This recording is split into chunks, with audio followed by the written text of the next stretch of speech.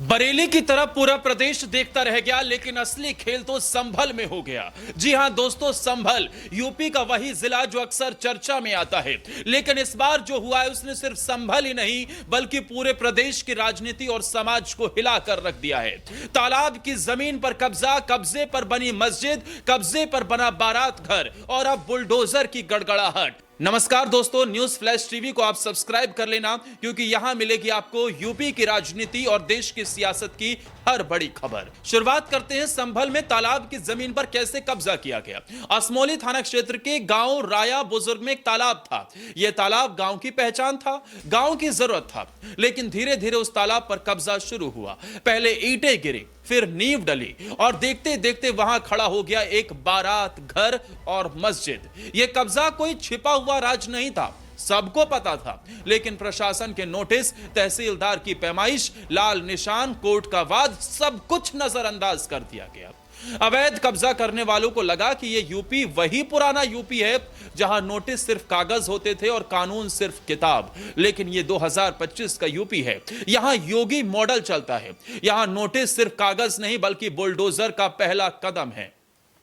गुरुवार की सुबह थी, गांव की गलियों में अचानक हलचल हुई। एसडीएम, तहसीलदार, राजस्व विभाग की टीम और साथ में भारी पुलिस बल, 4 बुलडोजर, 5 डंपर गांव में घुस गए। लोग समझ गए अब खेल खत्म। वो बारात घर जो तालाब की जमीन पर बना था उसका अंत तय है। कई लोग घरों में दुबक गए, गांव की गलियों में सन्नाटा छा गया और फिर बुलडोजर की गड़गड़ाहट। कुछ ही मिनटों में बारात घर ढहा दिया गया। ईंटें टूटी, दीवारें गिरी और तालाब की जमीन पर बना अवैध कब्जा मलबे में तब्दील हो गया। लेकिन कहानी यहीं खत्म नहीं हुई दोस्तों। तालाब की जमीन पर बनी मस्जिद को भी नोटिस दिया गया था। मुतवल्ली मुनाजिर ने जिला अधिकारी से कहा, हमें 4 दिन का वक्त दीजिए, हम खुद मस्जिद हटा देंगे। जिला अधिकारी डॉक्टर राजेंद्र बंसिया और एसपी कृष्ण कुमार बिश्नोई मौके पर पहुंचे। उन्होंने कहा, 4 दिन का वक्त है, 4 दिन बाद यह मस्जिद तालाब की जमीन से हट जानी चाहिए। यानी प्रशासन ने खेल खुला छोड़ दिया। इसके बाद खुद वहां लोगों ने हथौड़ा छेनी लेकर मस्जिद को तोड़ने का काम शुरू कर दिया। यानी जो मस्जिद अवैध तरीके से बनाई गई थी, जमीन पर कब्जा करने के उद्देश्य से बनाई गई थी, अब खुद हथौड़ा छेनी लेकर लोग उसे तोड़ रहे हैं। यह तो पहले से ही क्लियर था, क्योंकि योगी आदित्यनाथ की सरकार अगर ये लोग न हटाते तो 4 दिन बाद उसका टूटना तय था। अगर ये सोच रहे थे कि खुद प्रशासन ढीला पड़ जाएगा, कार्रवाई नहीं होगी, तो ऐसा तो योगी राज में संभव था ही नहीं। इस पूरी कार्रवाई ने एक बात और साफ कर दी है कि अब बुलडोजर धर्म नहीं देखता, अब बुलडोजर सिर्फ कानून देखता है। तालाब की जमीन पर बारात घर भी अवैध था, मस्जिद भी, और अवैध कब्जा चाहे किसी ने किया हो उसे हटाना ही है। यूपी में अब कोई अछूत जगह नहीं है, अब कानून सब पर बराबर लागू होता है।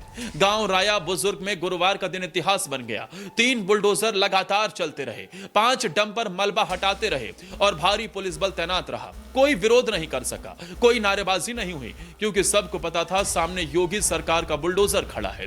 गांव की गलियों में सन्नाटा था, लेकिन उस सन्नाटे के पीछे था डर और यकीन। डर बुलडोजर से और यकीन कि अब अवैध कब्जा नहीं बचेगा। कई लोग कहेंगे ये तो बस एक गांव की कहानी है, एक तालाब, एक बारात घर, एक मस्जिद। लेकिन दोस्तों, ये कहानी सिर्फ गांव राया बुजुर्ग की नहीं है, ये कहानी है नए यूपी की, जहां अब अवैध कब्जा नहीं बचेगा, जहां अब धर्म या वोट बैंक नहीं देखा जाएगा, जहां अब कानून का राज होगा। बरेली की तरफ सब देख रहे थे, क्योंकि वहां मौलाना तौकीर रजा समेत उसके करीबियों पर कार्रवाई हो रही थी, लेकिन संभल में उससे भी बड़ी कार्रवाई हो गई। इस खेल ने साफ कर दिया कि आने वाले वक्त में यूपी के हर जिले में यही मॉडल लागू होगा। सोचिए, कभी जो लोग तालाब की जमीन पर मस्जिद और बारात घर खड़ा करके सीना ठोकते थे, आज वही लोग डीएम से मोहलत मांग रहे हैं। कभी कानून को आंख दिखाने वाले आज कानून के आगे सिर झुका रहे हैं। संभल की तस्वीर सिर्फ एक कब्जा हटाने की नहीं है, यह तस्वीर है कानून के राज की, योगी मॉडल की और उस नए यूपी की, जहां अवैध कब्जा टिक नहीं पाएगा।